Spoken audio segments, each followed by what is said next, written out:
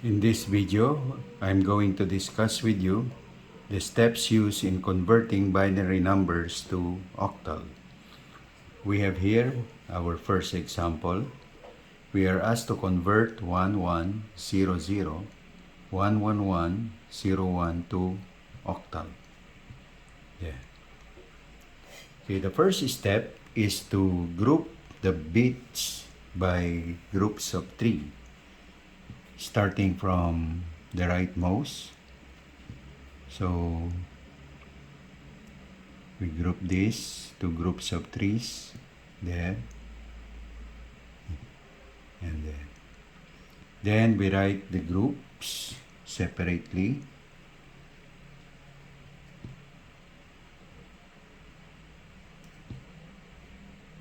There.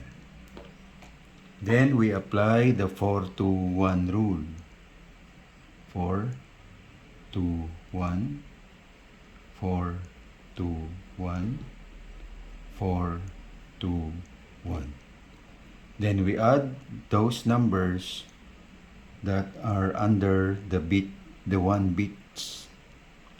So this is 1, so we add 4 and 2. That will give us 6. We do not consider 1 because that is 0.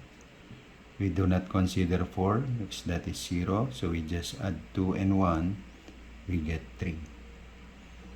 We add 4 and 1. We get 5. We disregard 2 because that is 0. Then we write this together. We get 635. This is now the octal equivalent of this binary.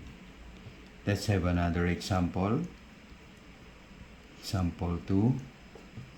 Say we are asked to convert this binary to octal. There. So just like what we did in the first example, starting from the rightmost bit, we group the bits into groups of 3s. There. So as you can see, there is only 1 bit here. That is the case, we place 2 zeros at the left side. Okay, so then the second group, we take that. Then the third is there. So again, if there is only 1 bit, we add 2 zeros at the left side of the bit. Then we apply the 4 to 1 rule. There. Okay. So there is only 1 bit here that is with 1. So this will be equal to 1. This we have 2 and 1, so we add this, that will be 3. Here we have 4 and 1, so we add that, that will be 5. So the octal equivalent of that now is 135. There. Another example. Okay. Say we are asked to convert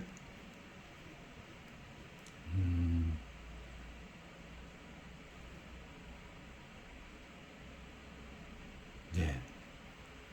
Okay, so again, just like what we did in the first 2 examples, we group here by groups of 3s.